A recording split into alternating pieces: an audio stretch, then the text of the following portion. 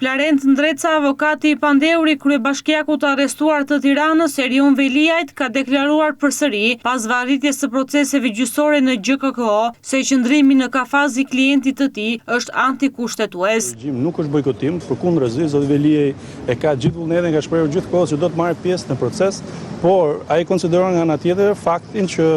prezenca në një kafaz Qelqi, ashtu siç e ka thotë tashmë edhe Komiteti I Helsinkit, siç e ka thënë në gjykata e Strasburgut, cënon dinjitetin njerëzor të çdo individi që është në atë kafaz. Shto këtu faktin që zoti Veliaj është dhe përfaqësuesi I 160.000 qytetarë të Tiranës. Dinjiteti I tij lidhet me dinjitetin atyre që kanë votuar. Në fakt, në një vendim të gjykatës së Strasburgut të publikuar nga CNA më 29 maj 2026, kjo deklaratë e Florent Ndrecës për çështjen e kafazit është as më shumë as më pak se vetëm një gënjeshtër, sepse nuk I cënohen të drejtat po të qëndrojnë në kafaz. Kështu e ka thënë edhe vendimi I Strasburgut, vendimi I datës 5 mars 2026, I zbardhur më 19 maj 2026. Gjykata ka konstatuar tashmë se vendosja e të pandehurve pas ndarjeve prej xhami ose në gabina prej xhami nuk përfshin në vetvete një element poshtërimi të mjaftueshëm për të arritur nivelin minimal të ashpërsisë, siç është rasti me kafazet metalike. Megjithatë, ky nivel mund të arrihet nëse rrethanat e mbajtjes së tyre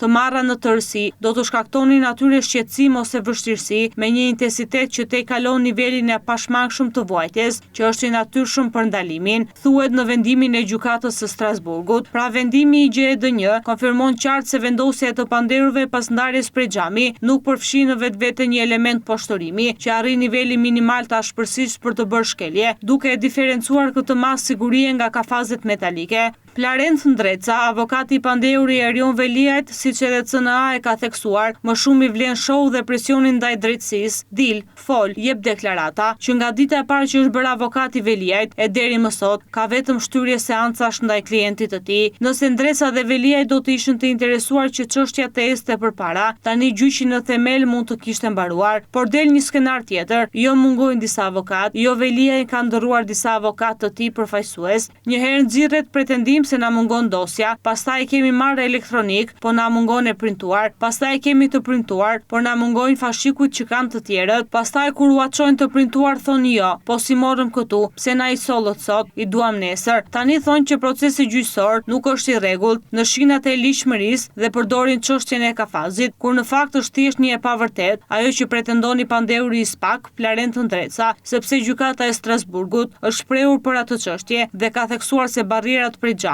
janë një masë legjitime sigurie dhe jo një formë trajtimi poshtërues.